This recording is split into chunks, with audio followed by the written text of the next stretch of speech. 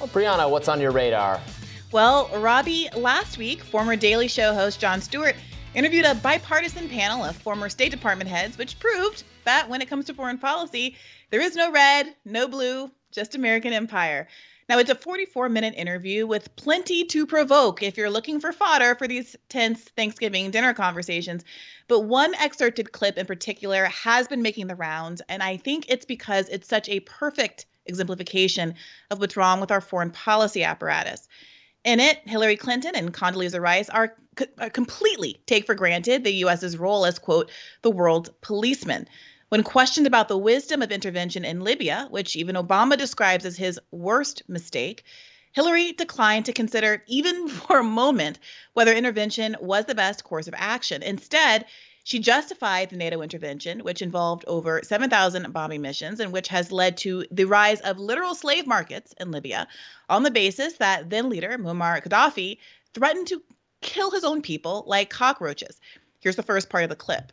Just very briefly on Libya, because that was on my watch. But this is not, again. No, but I want to make a larger point because,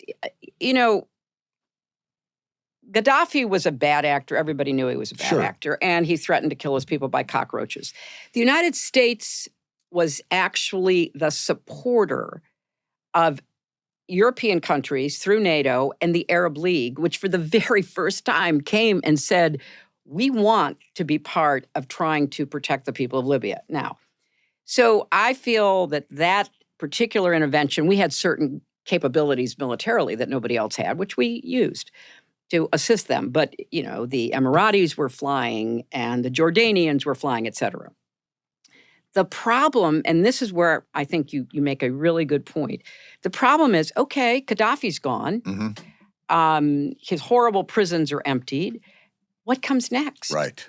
What comes next? And that's always a problem because there's always a vacuum.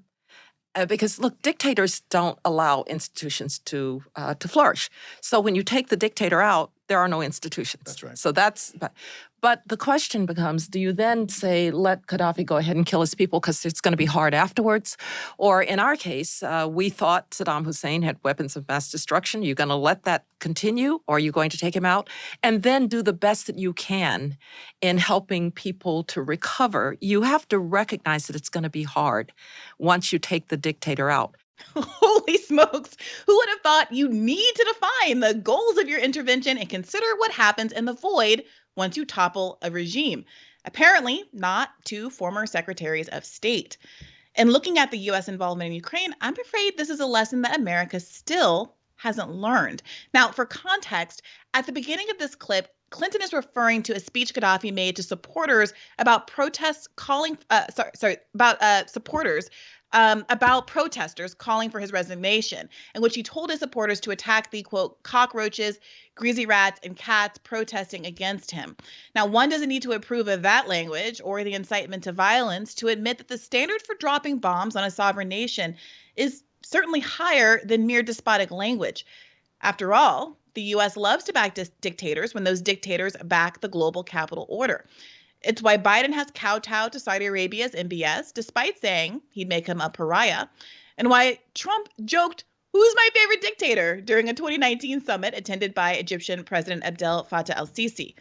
Johns Hopkins professor Robert Gutman hits the nail on the head when he attributes America's inconsistency on the matter of dictators to cynical self-interest. Moreover, if dehumanizing language that incited militias to violence were a cause for humanitarian intervention, the U.S. could be ripe for invasion. I'm old enough to remember during the 2016 Democratic primary, Hillary Clinton was dogged by statements she had made in the past about Black and brown children, describing them as super predators that had to be, quote, brought to heel. Language that is deeply dehumanizing and which came in tandem with tough on crime policies that incarcerated and killed a generation of Americans. What her remarks didn't do, well, invite an international humanitarian intervention on behalf of the U.S. prison population, the largest prison population in the world, according to data from 2015.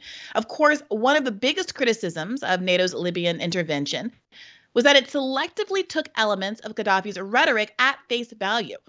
That's a quote from the United Kingdom's parliamentary investigation into the aftermath of the war, which concluded that the government failed to identify that the threat to civilians was overstated and that the rebels NATO was backing included a significant Islamist extremist element. The report concluded that Gaddafi was not, in fact, planning to massacre civilians, and that reports of his plans to do so were propaganda spread by Western governments and the rebels themselves. But America did what Gaddafi did not. The New York Times investigation found credible accounts of dozens of civilians killed by NATO. We saw the same type of propaganda used to justify the first Gulf War, as tales of incubator babies being killed filled headlines. And lo and behold, the specter of weapons of mass destruction is still being leveraged to avoid accountability for U.S. interventionism. Just take a listen. Should the United States be selective in the use of its military power? Right. Absolutely. Right.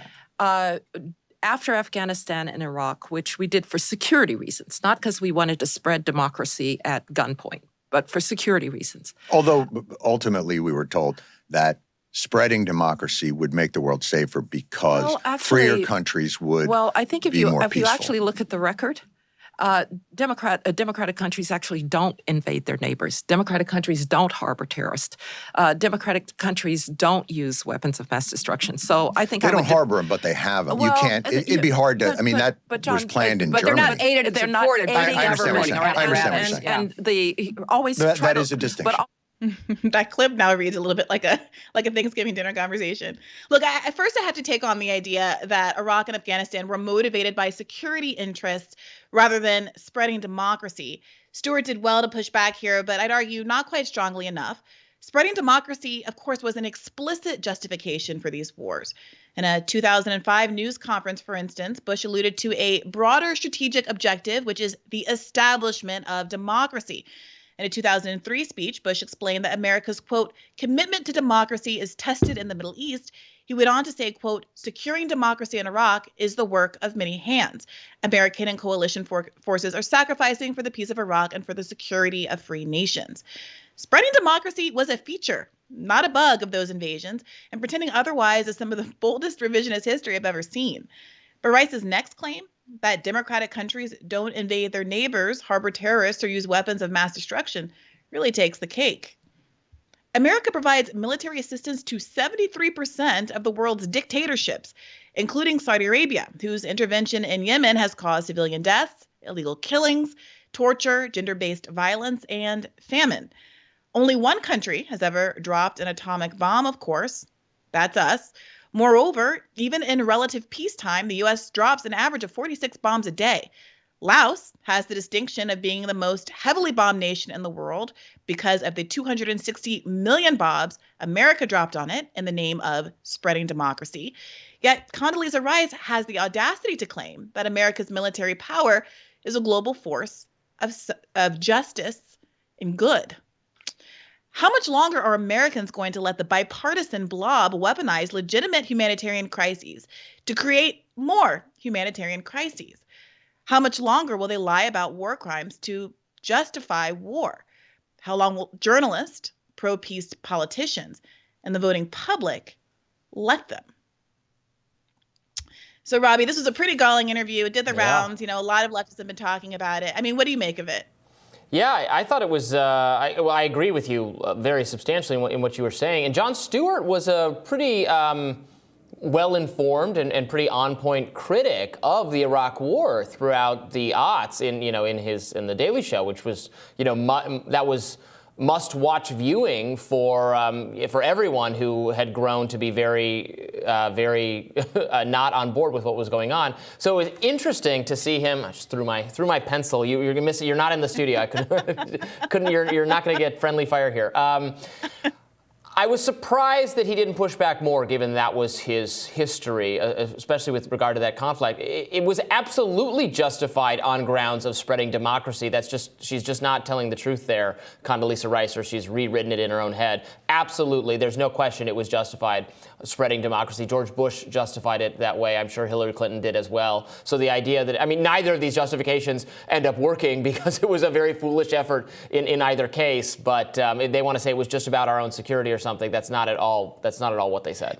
Well, in fact, polls about the excuse of spreading democracy, it used to be useful. It used to work and it used to be popular, but in fact, it is the Iraq and Afghanistan wars that taught Americans not to buy into that justification anymore. And now, spreading democracy polls very poorly as a consequence of what Americans learned about those conflicts. So yeah, that was pretty egregious. And this, we had a little bit of this conversation yesterday about to what extent is it whataboutism to talk about America's own misdoings versus not. And I think a conversation like this is why I think it's useful always to put these things in context. And I don't think it's necessarily whataboutism, because you have people not just saying there's a tragedy over there, we have to intervene. They're saying bold, broad statements like democracies don't do anything wrong. Democracies don't have weapons of mass destruction. Democracies don't inflict these kinds of harms on the world, as though we don't support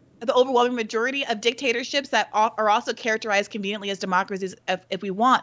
And like this all is in some semantic game that's justifying American, the global economic interests of our country. And at least if they just said it plainly, we're going to invade because we want oil. We're going to invade because we're threatened by a different economic system that would threaten the dollar's hegemony.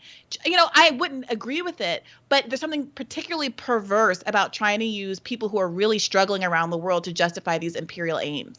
Right. And Libya is such a good example as well. I think often a forgotten example, perhaps the clearest example of just utterly makes no sense. We wanted to prevent a humanitarian catastrophe. We caused a humanitarian catastrophe. Right. We made that country vulnerable to ISIS's rise, which did not contribute to our own safety. People were being, executed by extremists in the streets after that government was toppled due to our intervention. Hillary Clinton masterminded it. It was the worst mistake of Barack Obama's entire presidency. I think he feels that way about it too. And then we almost elected the woman who was almost solely responsible for that. It's just incredible. And then she gets to, have an interview and lecture us all about what a smart foreign policy would look like. It just makes absolutely no sense at all. Yep. We'll have more Rising after this. Thank you for that, Briahna. Stay with us.